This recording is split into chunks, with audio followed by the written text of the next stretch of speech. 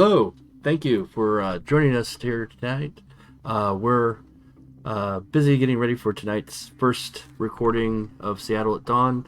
I'm going through all the various preparations and double checks and making sure that we at least put something together that will entertain and be fun for the players involved.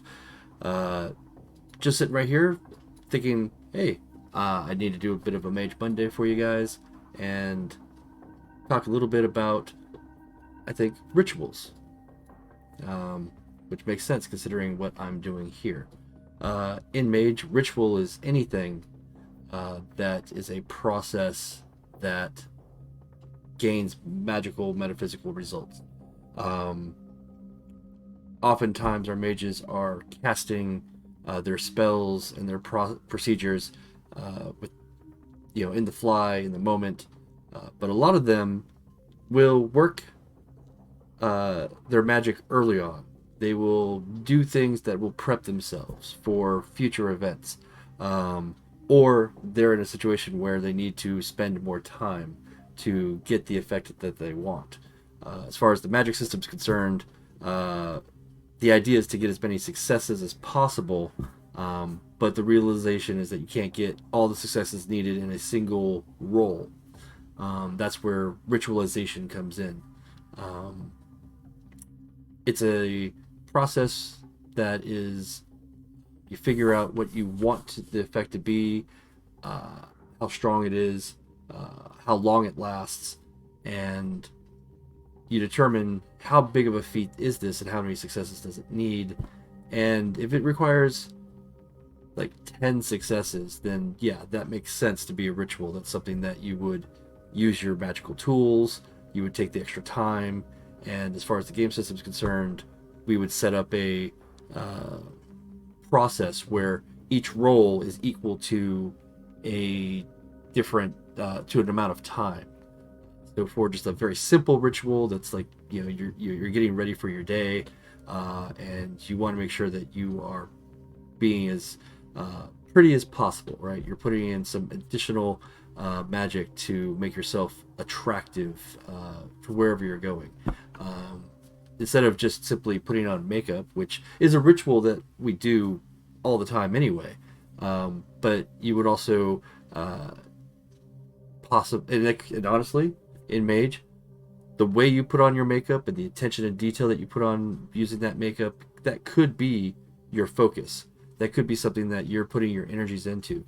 So, uh, putting on that lipstick will uh, assist with your mind magic, and putting on uh, the foundation is like where you feed your prime magic to channel the quintessence into the spell.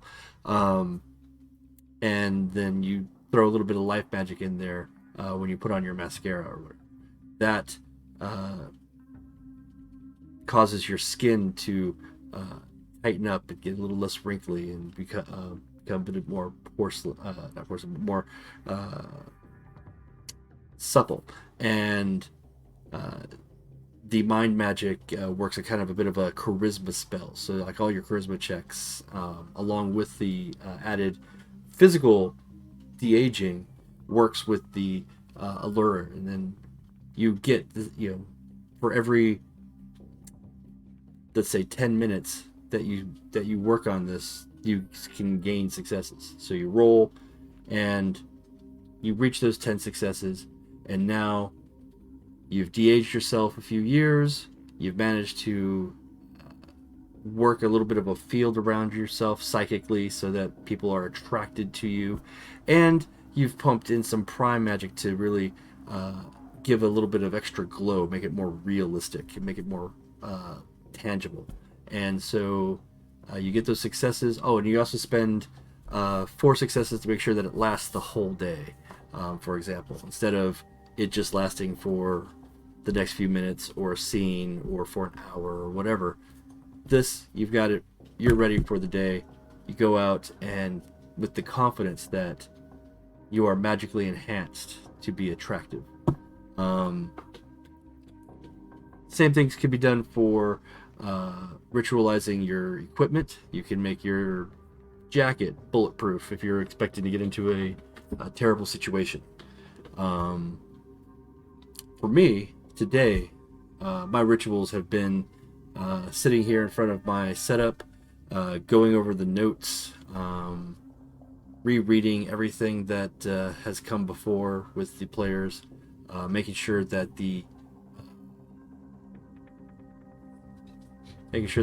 I'm not setting the house on fire is a good idea. Or hopefully it's not the fire that I set downstairs. Otherwise, the siren's coming for me.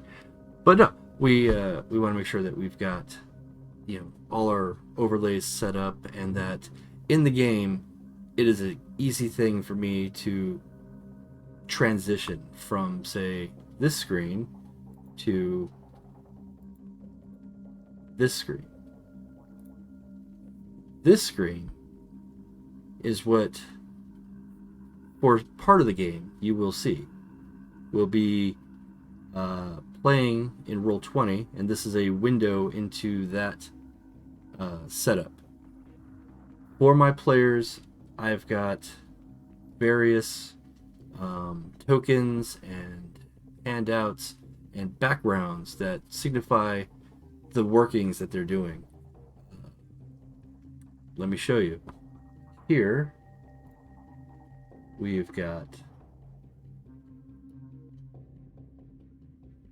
one of our players' ritual setups. This is their sanctum, and when we transition to this scene, we are musically, visually set in that space. And my players, I hope, find that this is useful. It helps kind of set the mood. We could also, for example, change it to a more industrious place. Say the players, their characters decide to go to a club. Well, here's a popular fetish club in the Seattle area called the Chapel. And as you can tell, you can hear the music's playing, and it's starting to amp up, and there's different scenarios and different scenes. And that music, I can adjust the volume on. There we go.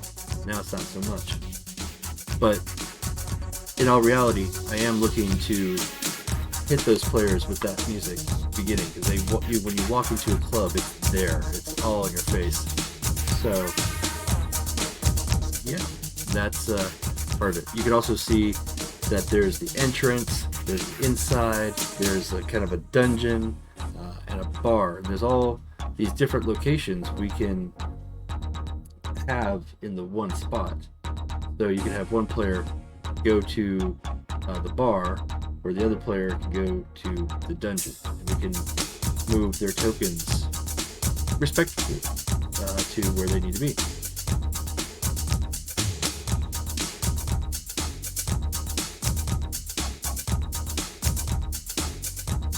Of course, after a night of debauchery, they might feel the need to go to church. So they might find themselves repenting the following day at the St. Mark's Cathedral. So, a lot of different hotspots and setups in the Seattle area, places for the players to find themselves, and places for me to take them. And that's part of the rituals, preparing these scenes so that when we play, it's as seamless as possible. Now, I will be upfront. There is a possibility that my players throw me a boomerang, or not even a boomerang. They just throw something, goes completely off, and tells me, hey, you need to go to New York. I don't have anything set up for New York, unfortunately. But that's where the theater of the mind's eye comes in. We don't necessarily always have to have a visual reference. It is nice, but it is simply there to enhance the experience. And we can do with it or without it as we need. That's also another wonderful thing about magic, is that it is malleable. It can be shaped in the moment. You can start casting and then you find that you want to do something else. Well, I can allow that, depending on the nature of the change. I hope this has been somewhat educational and a bit of a interesting view into the behind the scenes setup that we have here. Again, tonight is going to be the first recorded episode. It'll be the players getting to know one another as their characters. It's always a little awkward and a little exciting for the first night. Nobody knows exactly what they're going to be walking into or what they expect. But that's what I'm here for. I'm going to help guide everybody. Then next week, October 11th, we will broadcast the first episode of Seattle at Dawn. I hope to see you there. Good night.